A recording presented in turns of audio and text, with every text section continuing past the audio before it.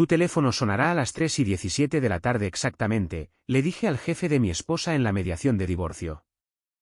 Él se rió, un blab desesperado.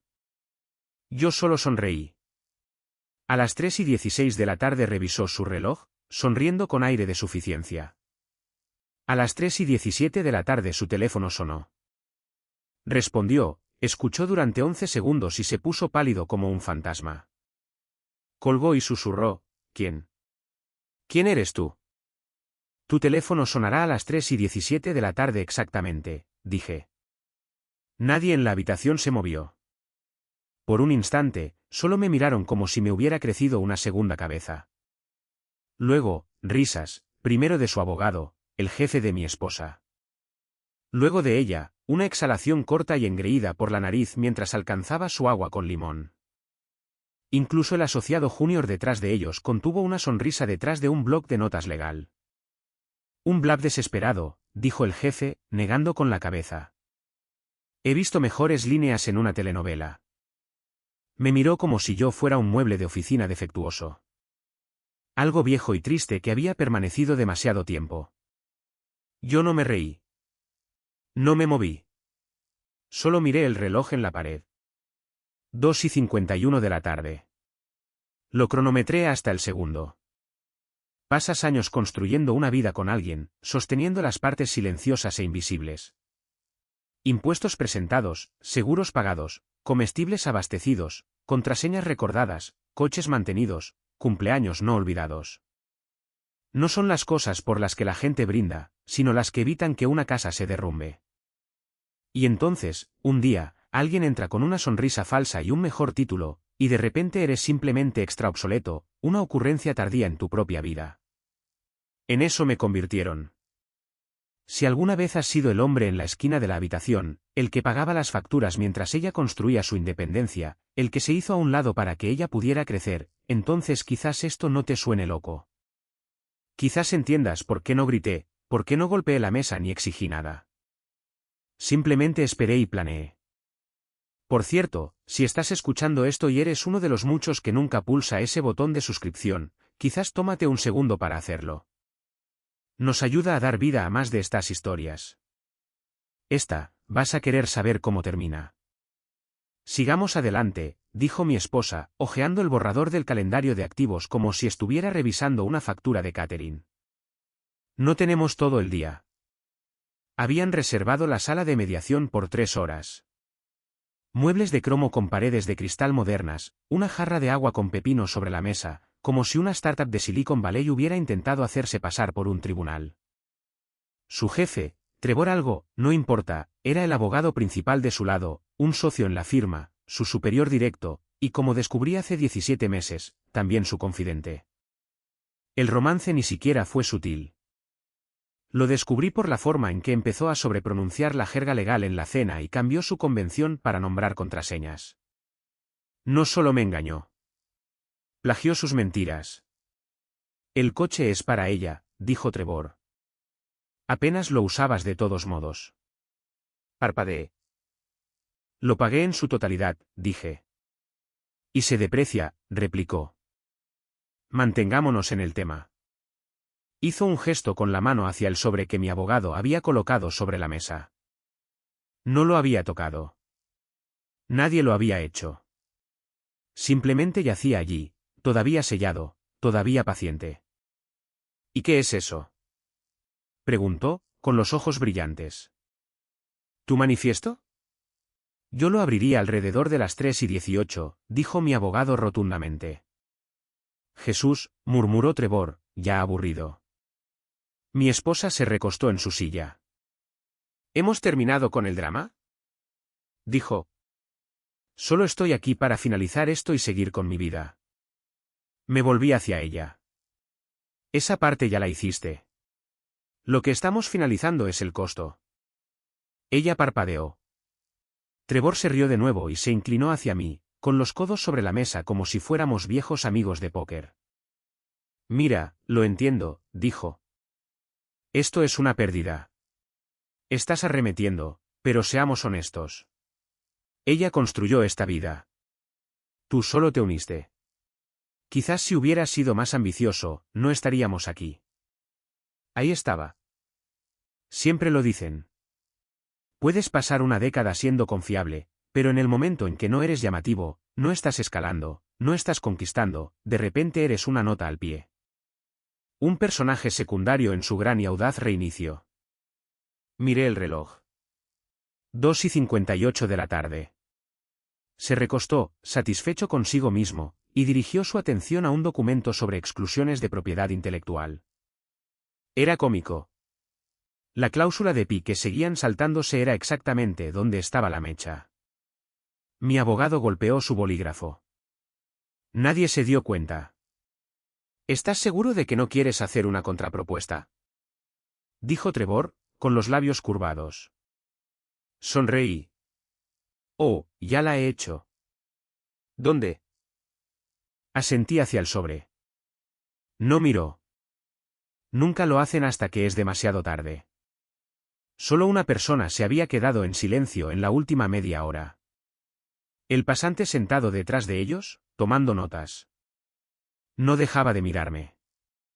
Algo en mi forma de hablar, demasiado tranquilo, demasiado preciso, se había registrado. O quizás era lo suficientemente inteligente como para sentir que el tiempo estaba a punto de cambiar. Trevor le hizo un gesto al pasante. ¿Puedes traerme un refresco de la nevera? El chico no se movió. Trevor frunció el ceño. 3:03 de la tarde junté mis manos. Todo lo que estás tratando de tomar, dije, se basa en una suposición muy específica.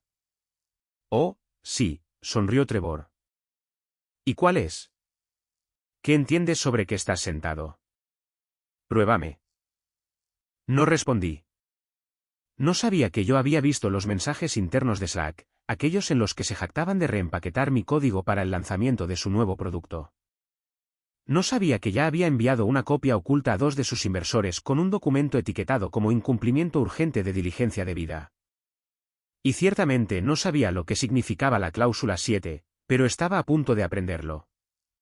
Para cuando el reloj marcara las 3:17, entendería todo y nunca volvería a reírse así. La primera vez que lo llamó un pasatiempo de nerd, lo dejé pasar. Todavía estábamos casados entonces, apenas. Entró tarde de algún evento de networking y vio el código desplazándose en mi monitor. ¿Todavía jugando con ese extractor de datos?, preguntó, quitándose los zapatos como si la alfombra la aburriera. Eres como un adolescente de mediana edad en un sótano. Solo asentí, cerré la ventana del terminal, dejé que creyera que no era nada. Lo que había construido no era llamativo. Sin avatares de IA ni jerga de blockchain. Era un motor pequeño, austero y brutal, que extraía, analizaba y mapeaba tendencias de consumo más rápido que cualquier cosa en el mercado abierto. No lo vendí.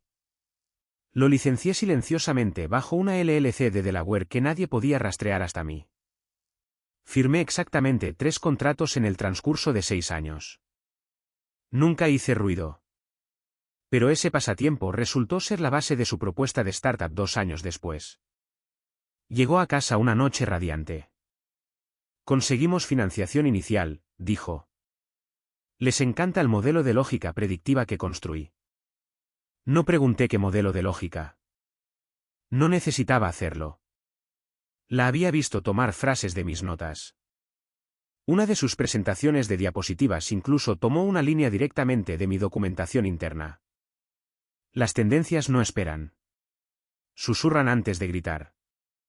Esa línea era mía. Lo había sido durante años.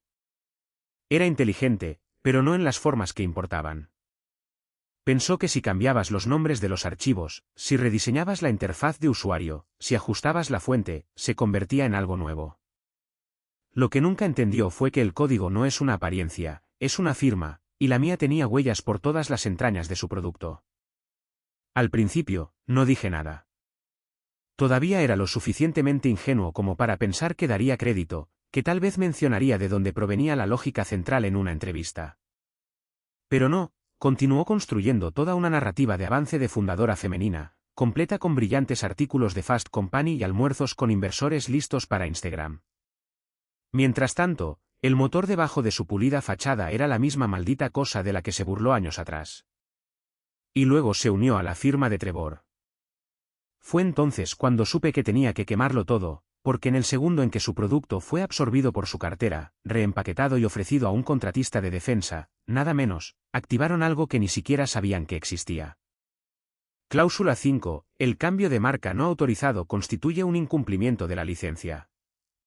Cláusula 7. El uso por parte del empleador del cónyuge revoca la licencia en su totalidad. Violaron ambas. Por escrito, en público, en reuniones grabadas y cadenas de correo electrónico y llamadas a inversores. Saqué la licencia del cajón. Estaba anticuada, polvorienta, pero hermética. Un abogado me dijo una vez que era innecesariamente paranoica. Bien. La había construido para un mundo exactamente como este. A partir de ahí, me volví silencioso, estratégico. Me reuní con alguien de confianza, un abogado de propiedad intelectual que solía trabajar para un importante sello discográfico. Era el tipo de persona que podía demandarte sin que lo supieras hasta que llegara la tercera carta. Pasamos 2 semanas rastreando la huella del código robado. Lo encontró incrustado no solo en la fuente, sino en la arquitectura de su nuevo producto. Cada función predictiva tenía al menos uno de mis árboles lógicos originales. Incluso encontramos un mensaje de Slack donde Trevor escribió: mientras nadie profundice en la lógica original, estamos bien. Ese fue directo al archivo. Pero no solo quería un pago. No quería negociar la propiedad ni que me escribieran un cheque de 7 cifras para callarme. Eso habría significado dejarles conservar el trono que robaron. No, quería una ruptura. Una ruina. Una ruptura total con todo lo que construyeron sobre mí. Así que preparamos la opción nuclear, la cláusula de activación instantánea. Estaba enterrada en la licencia, página 14, párrafo 6. Si se activaba, no solo revocaba todos los derechos de uso, sino que requería la notificación a todos los usuarios, inversores y proveedores de terceros en un plazo de 24 horas o serían considerados cómplices. No era una cláusula de penalización. Era un multiplicador de amenazas. El detonante, una simple llamada de un oficial registrado de la compañía fantasma, ¿yo? Mi abogado fijó el momento. 3:17 de la tarde. No al azar, no por un toque dramático. Justo el minuto en que el mercado de valores alcanzaba su pico de volatilidad más bajo de la tarde, asegurando que el mensaje atravesaría el ruido cuando nuestros avisos en copia oculta llegaran a las bandejas de entrada. Ensayé lo que diría en la llamada. 11 segundos, no más. Solo confirmaciones legales.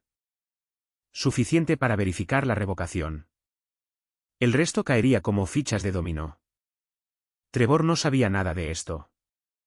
Se sentó frente a mí en esa elegante y pequeña sala de conferencias, bebiendo agua con gas y lanzando cifras de acuerdo como un presentador de concursos. Y cada vez que levantaba la voz para hablar por encima de mí, cada vez que me descartaba como el esposo, volvía a mirar el reloj. La cuenta regresiva no era teatral. Era quirúrgica. Pensaban que esto se trataba de pensión alimenticia. No tenían idea de que la valoración de toda la firma descansaba sobre una columna vertebral robada. Y yo estaba a punto de romperla. Y la mejor parte, se reirían hasta el momento en que sonara ese teléfono. Comenzó con un nombre. Un susurro, en realidad, que me pasó un viejo amigo que una vez se encargó de adquisiciones para una compañía Fortune 100. Si vas en serio, dijo, necesitas hablar con Reed Carrington. No juega limpio, pero juega con limpieza. Si hay una estructura oculta que desmantelar, él es el tipo que sabe dónde están las vigas. Reed no era lo que esperaba. Sin traje, sin asistente, sin escritorio de mármol. Solo una oficina estrecha sobre una lavandería en el centro y una pared de libros de derecho con demasiadas pestañas. Me recibió en jeans y una camisa de lino, descalzo, bebiendo un batido de cúrcuma que parecía yeso húmedo. Tú eres el esposo. Dijo rotundamente. Hablemos de apalancamiento. Le entregué la carpeta de Manila. Le tomó 3 minutos dejar de hojear. ¿Tú construiste esto? Preguntó, tocando la licencia línea por línea. Y lo usaron. Lo usaron, lo vistieron y lo llamaron totalmente original. Se rió entre dientes. No amablemente. Más como un hombre que ve a alguien caminar hacia el tráfico. Presentaron patentes provisionales, dije, basadas en mi arquitectura. Se recostó y miró al techo como si estuviera hablando con Dios. Jesús, son más tontos de lo que pensaba. Los siguientes 10 días fueron una clase magistral en demolición legal. Comenzamos con metadatos, historiales de versiones, marcas de tiempo, confirmaciones de proyectos. Mi antiguo código base tenía huellas dactilares en lugares que ni siquiera sabían que estaban expuestos. Una función de registro personalizada que escribí en 2017 todavía se ejecutaba bajo un nombre diferente. Misma firma, misma falla lógica que había dejado por error. Esa falla, ahora era evidencia. Luego pasamos a documentos internos, capturas de pantalla, mensajes de Slack, prototipos de diseño. Un mensaje del líder de producto de ella decía, solo necesitamos cambiar la interfaz y limpiar cualquier superposición de código fuente. Trevor dice que pasará la inspección. Subrayé la palabra limpiar y se la envié a Reed. Se rió durante 5 segundos seguidos. Limpiar implica que había algo sucio, dijo. Eso es todo lo que necesitamos. Cuanto más profundizábamos, más arrogantes parecían. En una presentación para inversores de la serie B, Trevor había citado una línea directamente del preámbulo de la licencia. El aprendizaje adaptativo es predicción sin ruido. Esa era mi frase. La escribí en una cafetería hace 6 años con una migraña y sin dormir. Y ahora era una diapositiva entre 2 fotos de desarrolladores sonrientes, ninguno de los cuales había tocado un compilador. Reed construyó el caso como un francotirador construyendo un nido. Silencioso, frío, quirúrgico. Esto es más que un incumplimiento, dijo. Esto es fraude coordinado, y con el detonante correcto, no solo los golpeamos, colapsamos el techo. Fue entonces cuando me habló de las cláusulas de activación instantánea. No mucha gente las usa. Son raras, brutales y requieren una sincronización increíble. Esencialmente un protocolo de autodestrucción enterrado dentro de un acuerdo de licencia, activado no por el uso, sino por el mal uso rastreado hasta un exploit de terceros. En nuestro caso, el empleador de ella, la firma de Trevor. La cláusula era como una mina terrestre legal. No explotaba cuando la pisaban. Explotaba cuando construían una mansión sobre ella y daban una charla TED sobre el paisajismo. La cláusula de activación instantánea tenía 4 componentes. Revocación inmediata de todos los derechos de uso o distribución del código base. Notificación obligatoria a todos los inversores y socios comerciales conocidos. Presentación automática de la notificación de incumplimiento ante los organismos reguladores pertinentes. Litigio opcional pendiente de la revisión de daños, fijados conservadoramente en 9-8 millones de dólares. Y la mejor parte, no necesitaba demandarlos para arruinarlos. La cláusula se encargaba de la demolición por mí. En el momento en que el detonante se confirmaba mediante una llamada, una marca de tiempo y una firma digital, las obligaciones se activaban. Y Reed ya había programado los correos electrónicos automáticos, las marcas de tiempo de presentación, los avisos a los inversores. La sincronización importaba. Elegimos las 3:17 de la tarde porque es cuando el ciclo de relaciones públicas de tecnología de la costa oeste baja entre las sesiones informativas diarias. Llegaría a las bandejas de entrada cuando la gente todavía estuviera en sus escritorios, pero demasiado tarde para lanzar un comunicado de prensa. Demasiado tarde para mentir. Todo estaba programado al segundo. Reed incluso pagó extra para avisar a un contacto de prensa en un blog de tecnología para que publicara un titular de avance tan pronto como las presentaciones se hicieran públicas. Parecería una noticia. Era una noticia. Pero para Trevor y mi esposa, se sentiría como una trampilla abriéndose bajo ellos en tiempo real. Mientras finalizábamos el paquete, Reed me miró desde su escritorio. ¿Estás seguro de esto?, preguntó. Porque una vez que quitemos el seguro, no hay trato, no hay acuerdo de confidencialidad, no hay vuelta atrás. No solo les costará dinero. Los marcará en toda la industria. Miré la carpeta negra frente a mí. Me usaron, dije, me trataron como una pieza de repuesto tonta. Y ahora están entrando en una sala de juntas construida sobre cimientos robados. Entonces devolvámosles el favor, dijo Reed y cerró el archivo con llave. Al día siguiente, fijamos la hora de activación. Ni una palabra a nadie. Ni siquiera a mi propio abogado. Todavía no. La jugada no se trataba de intimidación. Ni siquiera se trataba de venganza. Se trataba de precisión. Pensaban que entendían los contratos. No tenían idea de que estaban sentados sobre un dispositivo activo que hacía tic-tac. En la última hora, ni siquiera pretendían ser amables.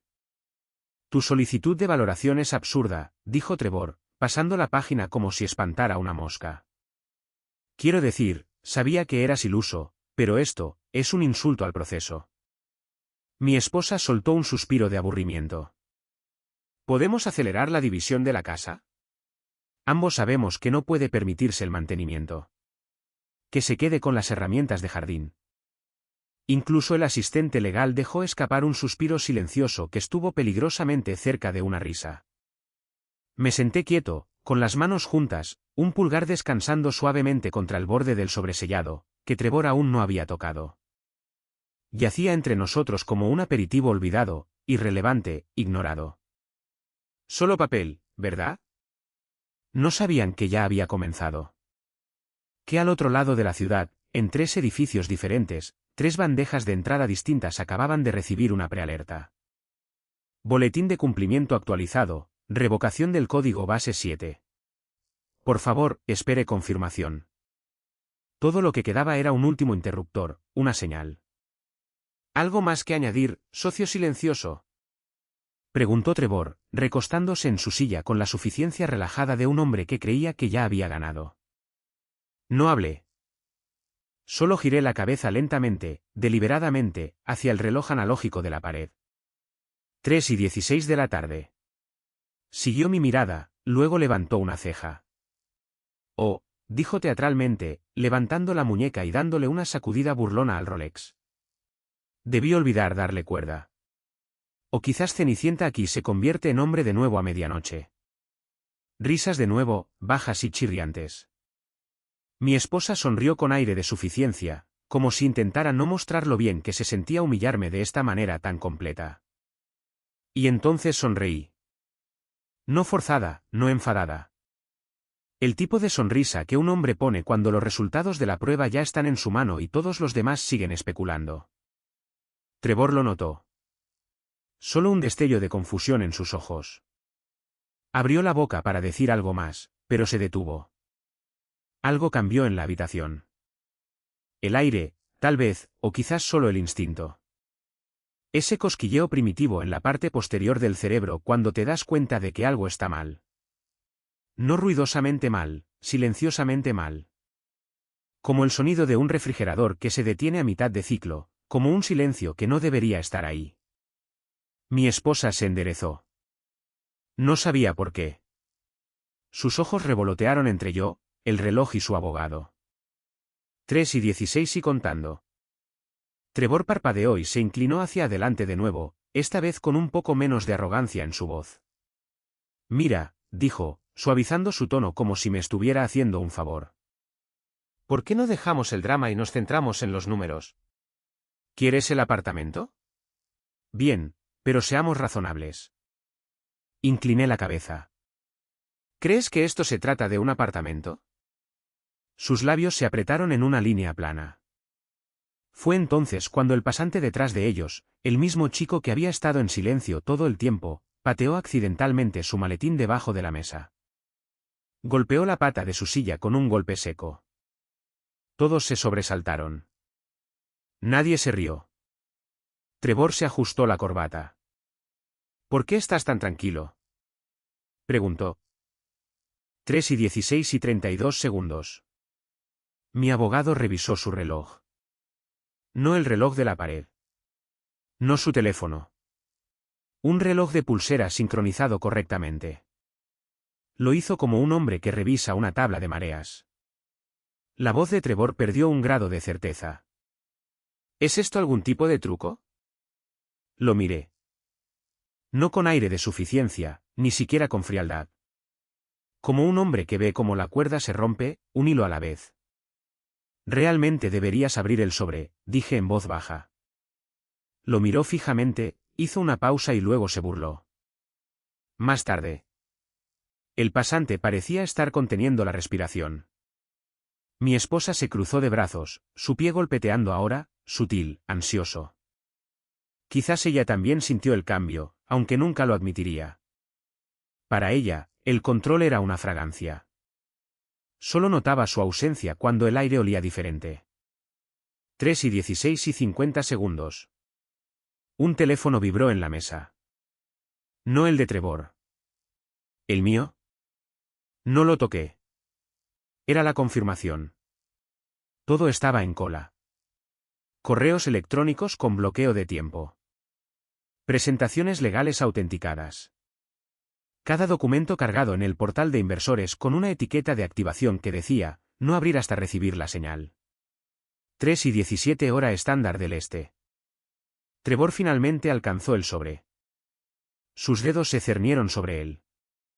3:16:58. 2 segundos, luego 1, y entonces su teléfono se iluminó. 3:17 de la tarde. El tic-tac digital se sintió más fuerte de lo que debería. Solo un número cambiando en el reloj de la pared, y de repente la habitación estaba hecha de cristal. La respiración de todos se quedó contenida a mitad de inhalación. Luego el sonido, BZZ, BZZ, BZZ. El teléfono de Trevor se iluminó sobre la mesa. Solo una llamada genérica de un número desconocido en texto blanco sobre negro. Sonrió con suficiencia. Aquí vamos, dijo como si fuera un mal chiste que finalmente cerraba el círculo. Es aquí donde me entero de que tienes un primo en el crimen organizado o algo así. Nadie se rió esta vez. Respondió en altavoz, probablemente pensando que sería alguna amenaza patética de la que podría burlarse frente a la sala. Esa era su configuración predeterminada, control performativo. Pero entonces se congeló. Nadie más podía oír la voz. Solo él. Solo esa línea entregada de manera plana y fría por el bot de cumplimiento legal que Reed había entrenado para este momento exacto. Generada por IA, con bloqueo de tiempo, y rastreable. De conformidad con la cláusula 7 del acuerdo de licencia X5A0021, con efecto a las 3:17 de la tarde del este, todos los derechos de uso del código base 7 quedan revocados. Los inversores, proveedores y organismos reguladores han sido notificados. El uso continuado constituye una infracción de nivel de delito grave. Esta llamada está siendo registrada y archivada según el protocolo. 11 segundos. No más. Trevor no habló. No interrumpió. Simplemente se sentó allí, rígido. Sus ojos fijos en la nada. La boca entreabierta como si alguien le hubiera vertido agua helada por la garganta. La sonrisa de suficiencia que había llevado todo el día no se desvaneció. Se hizo añicos. La llamada terminó con un suave clic. Bajó el teléfono lentamente, como si no estuviera seguro de si era real. Y luego, apenas audible, susurró, ¿quién? ¿Quién eres tú? No respondí. No por crueldad, por estrategia. Cuando un hombre como Trevor hace esa pregunta, lo que realmente está preguntando es, ¿cómo se me pasó esto? Lo que realmente teme no es quién eres. Es qué más podrías saber. ¿Qué más podrías haber hecho? Mi esposa nos miró, visiblemente confundida. ¿Qué demonios fue eso?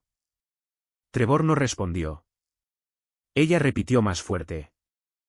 Trevor, ¿qué fue esa llamada? Él no se movió. Sus manos, tan firmes y performativas toda la tarde, comenzaron a temblar. No a temblar, a tiritar, como si los nervios estuvieran en cortocircuito, como si su cuerpo hubiera descubierto la verdad antes que su mente. Finalmente me miró, pero esta vez no fue con arrogancia. Fue como un hombre que ve una forma en el bosque y se da cuenta de que no es un árbol, ni una sombra, sino algo con ojos y dientes. Tú. Tú preparaste esto. No dije nada, solo lo miré fijamente como un espejo. El silencio se derramó en la habitación como hormigón. El pasante había dejado de escribir por completo. Mi abogado se sentó inmóvil. Incluso mi esposa, tan engreída hace una hora, ahora se inclinaba hacia adelante, de repente alerta de la manera en que un ciervo lo está justo antes de huir. Trevor se aclaró la garganta, intentó recuperar alguna versión de sí mismo. Esto no es vinculante. Es solo una táctica de miedo. Entonces sonó el portátil del pasante. Miró hacia abajo, entrecerró los ojos ante la pantalla y su rostro se puso pálido. ¿Qué es? Espetó Trevor. El chico giró el portátil hacia él, con las manos temblando ligeramente. Un nuevo correo electrónico de un oficial de cumplimiento de capital de riesgo. Asunto en mayúsculas. Urgente, violación del código base. Financiación congelada, pendiente de aclaración. Trevor no respiró. Su pulgar se cernió sobre la pantalla como si de alguna manera pudiera deshacer lo que acababa de llegar. Mi esposa le alcanzó el brazo. ¿Qué está pasando?, exigió. Trevor se puso de pie, derribando su silla sin darse cuenta. El hombre que había pasado todo el día pavoneándose, imponiéndose, hablando por encima de mí, de repente parecía más bajo. «Bastardo», dijo. No en voz alta, no enfadado, solo atónito. Su teléfono vibró de nuevo. Esta vez, no respondió. Solo miró el sobre, todavía sellado. Todavía allí, el que le dije que abriera a las 3:18. No lo alcanzó. Alcanzó su abrigo y salió de la habitación sin otra palabra. La puerta se cerró detrás de Trevor como un disparo, amortiguado por terciopelo. Mi esposa se medio levantó, mirándolo fijamente. Sus labios se separaron en silenciosa confusión. Luego se volvió hacia mí. «¿Qué demonios acaba de pasar?». No respondí. No necesitaba hacerlo. En cambio, miré a mi abogado, Thomas Grant, el único otro hombre en la habitación que ni siquiera había parpadeado durante los últimos 60 segundos de implosión. Asintió como si hubiéramos llegado a un punto de control en un mapa que solo nosotros habíamos visto. Luego se aclaró la garganta y dijo con calma: «¿Puedo sugerir que lea lo que trajimos hoy?». El sobre. Había estado intacto sobre la mesa durante casi 2 horas. Ignorado, desestimado, como el hombre que lo trajo. Ahora era el objeto más ruidoso de la habitación. Mi esposa frunció el ceño. ¿Ese sobre? ¿Qué es este teatro? Thomas lo deslizó por la mesa. Esto es lo que podría llamar contexto. Ella lo arrebató como si esperara encontrar recibos o amenazas o alguna súplica de última hora por relevancia. Lo que encontró en cambio fue un paquete de documentos cuidadosamente grapado. Sin drama, sin color, solo tinta, precisión y consecuencias. La primera página: notificación de revocación inmediata, acuerdo de licencia X5A0021. Parpadeó, escaneó y luego pasó la página. Notificación de embargo pendiente de activos, según la cláusula 12 del Estatuto de Protección de PIS 64b. ¿Qué demonios es esto?, murmuró, entrecerrando los ojos. Pasó la página. Notificación con copia oculta. 17 entidades listadas. Cada una de ellas un inversor, socio o receptor de la licencia del código base que actualmente sostenía la firma en la que había construido su carrera. Cada uno de ellos ya notificado. Cada uno de ellos ahora reconsiderando su participación. Miró la lista como si pudiera reorganizarse. No lo hizo. Luego llegó a la última página. Fue entonces cuando su rostro comenzó a cambiar. No jadeó ni lloró ni arrojó los papeles. Dejó de moverse. Justo al final de la última página, en letra roja no más grande que un tamaño de fuente de 10 puntos, el uso posterior a las 3:17 de la tarde constituye una infracción de nivel de delito grave. Usted se encuentra actualmente en incumplimiento. Sus manos comenzaron a temblar. Me miró, no con ira, sino con la primera grieta de miedo genuino. Esto no es ejecutable, dijo, pero su voz había perdido su ancla. Thomas se ajustó la corbata con calma.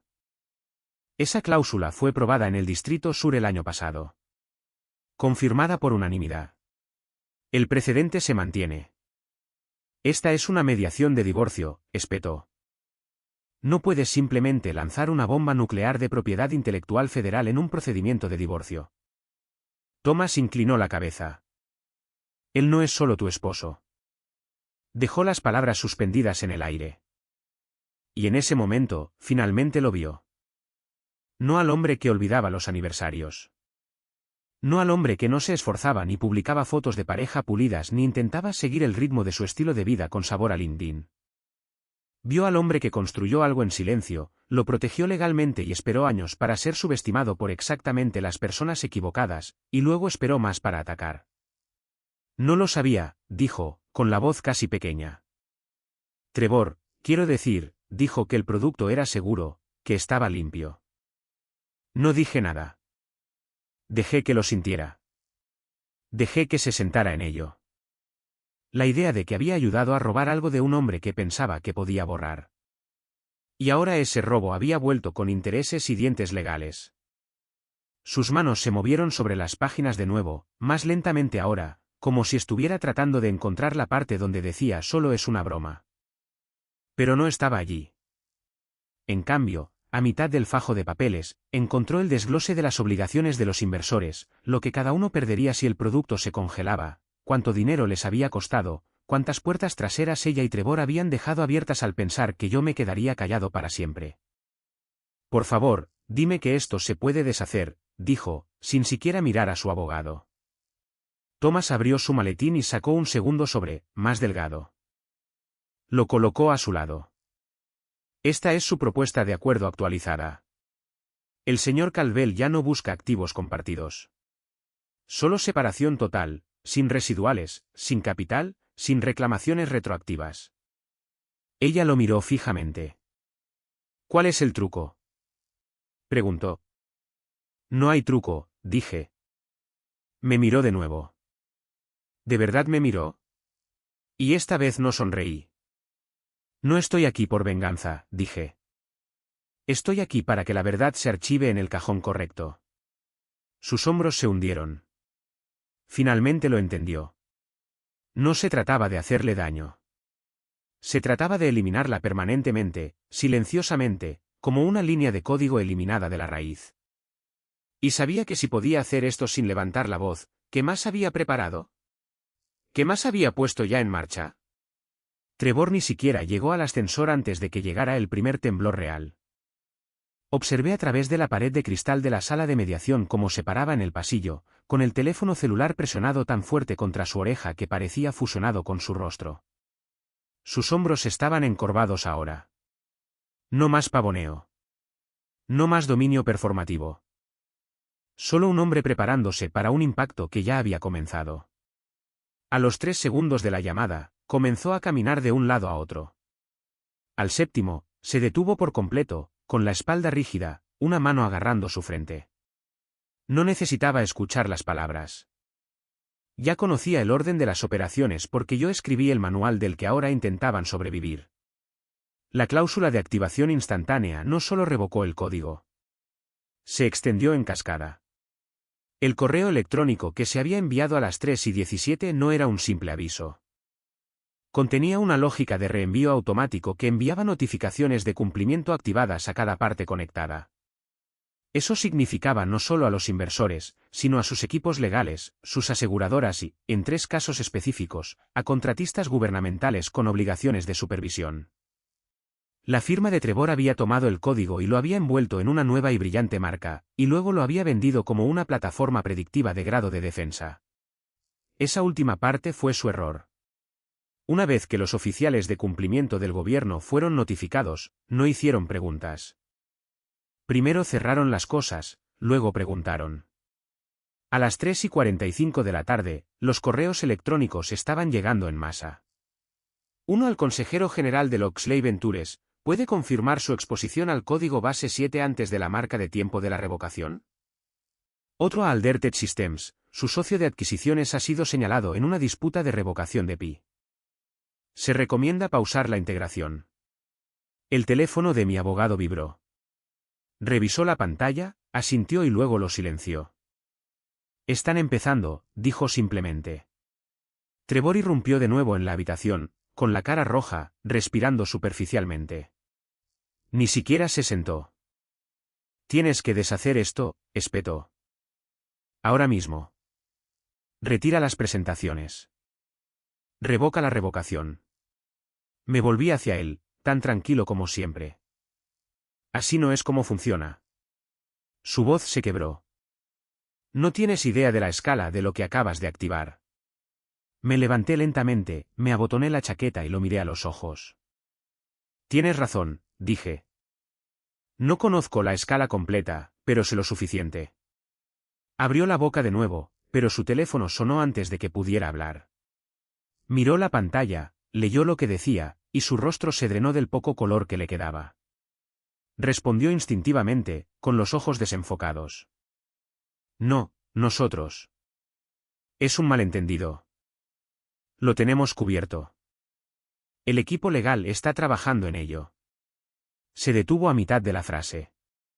Escuchó, luego bajó el teléfono como si se hubiera calentado en su mano. El sonido de una notificación de Slack sonó desde el portátil del pasante. Luego otra y otra. Luego silencio. Trevor, dijo mi esposa en voz baja. Ella también estaba de pie ahora, insegura. ¿Qué está pasando?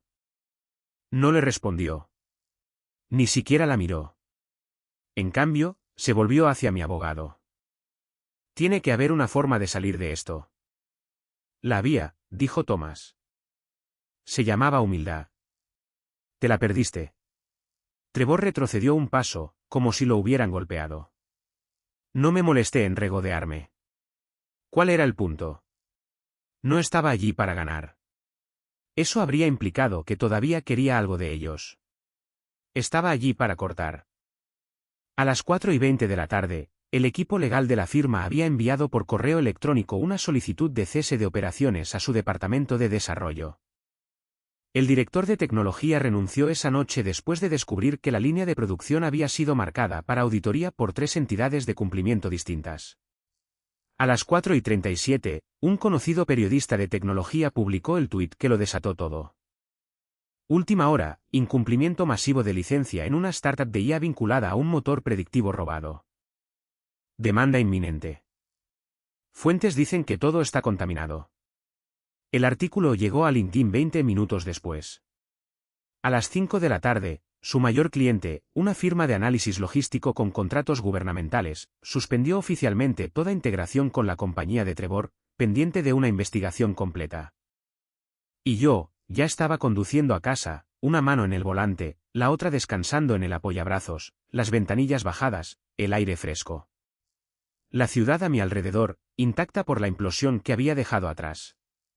No escuché música. No atendí ninguna llamada. No necesitaba hacerlo. Detrás de mí, los rascacielos seguían en pie. Pero por dentro, todo ya había comenzado a colapsar. No con una explosión, sino con el chasquido silencioso y metódico de cada viga que sostenía su imperio. Trevor pensó que yo era un hombre destrozado sin nada que perder. Se equivocaba. Yo era un constructor. Y hoy, simplemente construí su final. Era casi el anochecer cuando me encontró. Había aparcado en el extremo más alejado del estacionamiento del centro de mediación, bajo un arce de copa ancha donde nadie más se había atrevido a ir. Mi coche era viejo pero limpio, pintura descolorida, motor silencioso, todo mantenido por costumbre más que por orgullo. El tipo de coche que nadie nota. Ella lo notó ahora. La vi primero por el espejo lateral, avanzando furiosamente hacia mí con tacones que nunca antes habían tocado la grava, agitando algo en su mano. Parecía el paquete de antes. Arrugado ahora, con pliegues y las esquinas dobladas, igual que su voz cuando abrió la boca. ¿Tú hiciste esto? No respondí de inmediato, solo la observé. La chaqueta ligeramente torcida. Su cabello encrespado de tanto caminar. La confianza reducida a puro nervio y líneas de rímel. Se detuvo a 2 pies de la puerta del conductor. Me miró fijamente como si esperara que me encogiera. No lo hice. Te hice una pregunta, siseo. La miré a los ojos. Y por primera vez en años, no sentí que estuviera mirando a la mujer con la que me casé. Estaba mirando el producto en el que se había convertido. La biografía curada de LinkedIn, el chiste de cóctel, la que reemplazó la conversación con eslóganes, la autenticidad con óptica, el matrimonio con estrategia. Tú me usaste, dije en voz baja, te reíste de mí. Ahora haces preguntas. Ella parpadeó. No, yo. Trevor. Me dijo que era seguro. Que la propiedad intelectual estaba limpia. No lo sabía. No preguntaste. Abrió la boca para discutir, la cerró de nuevo. Luego vino el giro. Lo vi venir. La había visto ensayarlo con clientes, amigos, extraños que no compraron su narrativa la primera vez. Los ojos abiertos, la voz suavizada. Mira, solo estábamos construyendo algo, dijo. Se complicó, pero no fue personal. Sonreí suavemente. Eso es lo más personal que podrías haber dicho. Miró alrededor del estacionamiento como si alguien pudiera aparecer para respaldarla. Nadie lo hizo. Luego vino la siguiente táctica. La culpa. Después de todo lo que hemos pasado, preguntó, ¿destrozarías mi vida por qué? ¿Un estúpido código? ¿Un acuerdo de licencia? Me apoyé en el coche, me crucé de brazos. No, no por el código. Ni siquiera por la traición.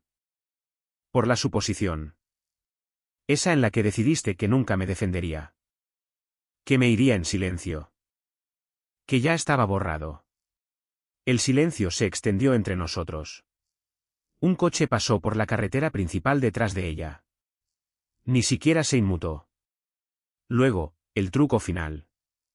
Las lágrimas. Se acumularon justo detrás de sus ojos. Reales o actuadas, ya no importaba. Llegaron demasiado tarde de cualquier manera. Dime que esto no es permanente, susurró. Abrí la puerta. No lo es, dije mientras me deslizaba en el asiento del conductor. El golpe a la reputación solo durará para siempre. Los daños legales, solo 10 años. Dio un paso atrás como si la hubiera bofeteado. Arranqué el motor. Espera, dijo, su voz quebrándose ahora. Podemos arreglar esto. Quizás si solo hablas con los inversores, explicas que fue un malentendido. Cerré la puerta, bajé la ventanilla hasta la mitad. ¿Recuerdas esa cena del año pasado? Pregunté. Cuando le dijiste a tus amigos que yo era dulce pero obsoleto. Su boca se abrió. No, está bien, dije. No lo olvidé. Luego puse la marcha, y mientras el coche se alejaba lentamente, miré por el espejo retrovisor. Ella simplemente se quedó allí, sola, todavía sosteniendo el sobrearrugado como si pudiera reescribirse si lo miraba con suficiente atención. Lo último que vi antes de doblar la esquina fue sus hombros cayendo. No por agotamiento, por darse cuenta. No solo de que se había acabado, sino de que nunca había sido un juego. Y yo nunca había sido el tonto. Trevor entró en la oficina a la mañana siguiente como un hombre que intenta escapar de una campana fúnebre. Se quitó la corbata. La chaqueta estaba arrugada. El cuello de la camisa desalineado. No llevaba maletín, solo su teléfono, agarrado como un salvavidas. Las pantallas manchadas de huellas dactilares de una noche de insomnio de control de daños. Sus ojos escanearon el vestíbulo en busca de reconocimiento, de consuelo, de aliados. Nadie levantó la vista. La recepcionista fingió no verlo. El asociado junior en el escritorio lejano de repente se interesó mucho en una hoja de cálculo. Incluso el tipo de informática, el que siempre hacía una broma sobre el Rolex de Trevor, asintió en silencio y se alejó. Presionó el botón del ascensor 3 veces. Llegó vacío. El viaje hacia arriba pareció más largo de lo habitual. Arriba, el piso que una vez vibró con productividad ahora zumbaba con una frecuencia diferente. Energía nerviosa, voces susurrantes, pantallas ligeramente apartadas de él. Alguien colgó una llamada a mitad de frase cuando pasó por su oficina. Nadie sonrió. Abrió la puerta de cristal de la sala de conferencias, su antiguo reino, y encontró a 2 miembros de la junta ya dentro, en llamadas de Zoom. El tipo de llamadas donde las cámaras están apagadas y nadie se presenta. El tipo donde los abogados acechan en silencio en el fondo. Se aclaró la garganta. Nadie lo reconoció. Una mujer que no reconoció estaba sentada en el extremo más alejado tecleando furiosamente. Cumplimiento, tal vez, o auditoría interna. Cualquiera que fuera su título, tampoco levantó la vista. Entró en su oficina. Las luces no se encendieron automáticamente. Su asistente no estaba en su escritorio. Había una nota adhesiva en su lugar que decía, trabajando de forma remota hoy. Se sentó de todos modos. Encendió el monitor e intentó acceder a su panel de control. Acceso denegado. Lo intentó de nuevo. Mismo resultado. Cogió el teléfono para llamar al director de tecnología. Sin respuesta. Llamó al director financiero, buzón de voz. Intentó con el jefe del departamento legal, señal de ocupado. No fue hasta 20 minutos después, cuando llegó un correo electrónico a su teléfono personal, que cayó el último clavo. Asunto, renuncia formal. Trevor, a la luz de los acontecimientos de ayer, renuncio con efecto inmediato. Te recomiendo encarecidamente que hagas lo mismo. La Junta ya ha programado una votación. No vengas mañana. Lo siento, Michelle. Michelle era la directora financiera. Habían cenado juntos hacía 3 noches. Ella había brindado por el lanzamiento del producto. Lo había llamado una máquina. Ahora no le devolvía las llamadas. Al mediodía, el canal de Slack de la firma se había inundado de declaraciones de cumplimiento obligatorias. Palabras clave como retención, revocado, exposición y auditoría de la SEC se iluminaron como un informe de la escena del crimen.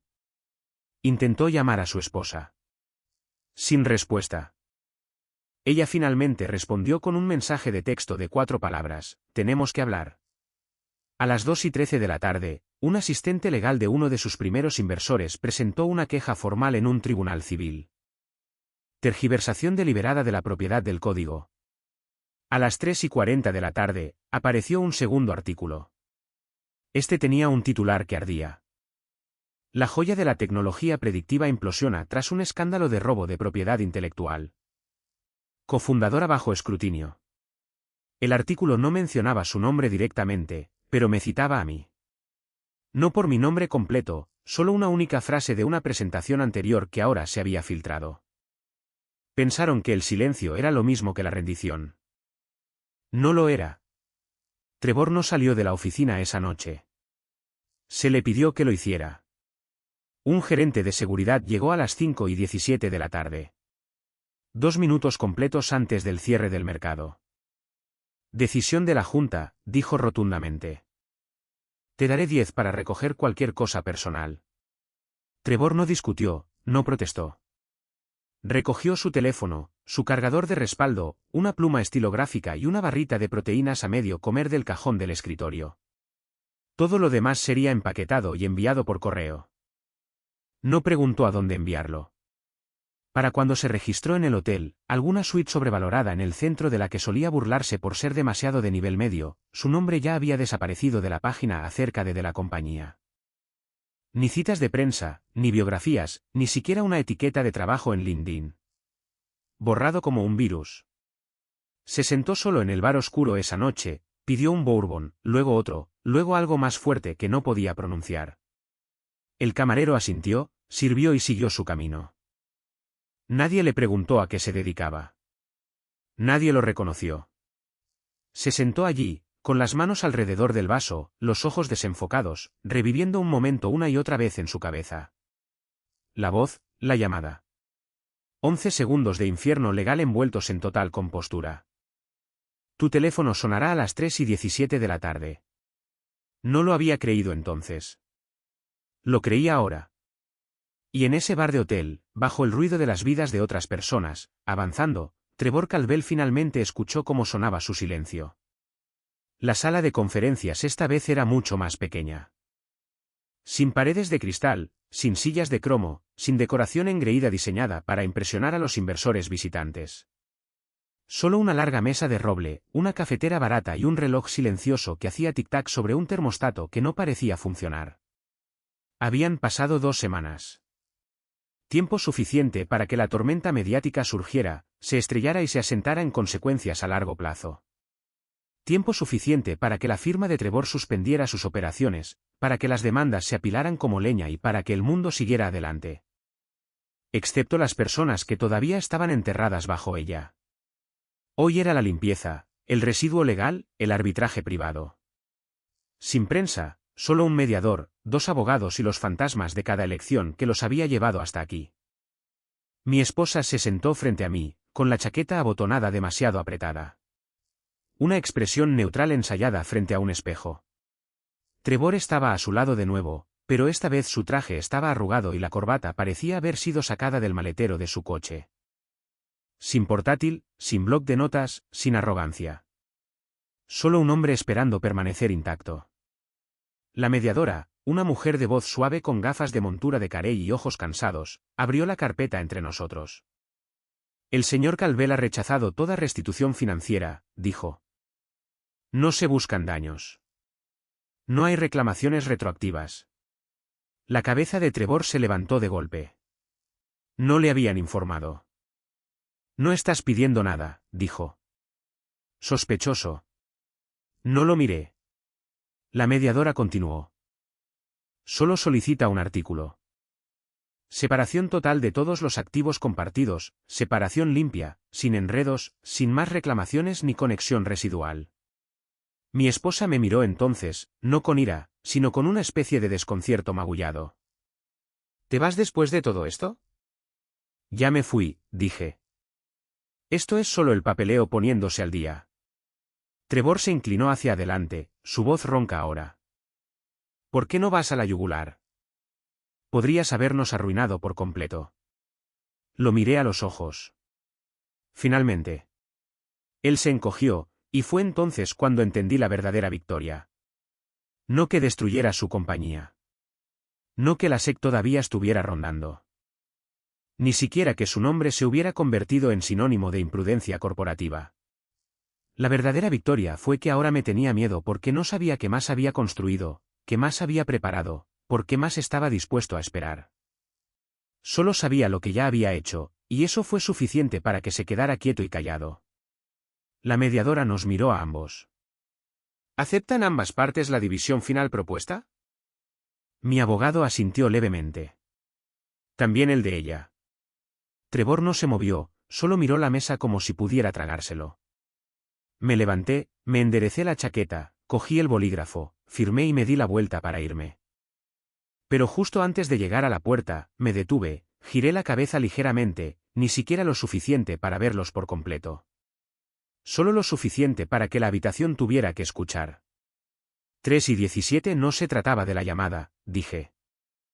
Se trataba de la lección. Y luego salí. Sin aplausos, sin discursos, sin martillazos. Solo silencio. Del tipo que no termina.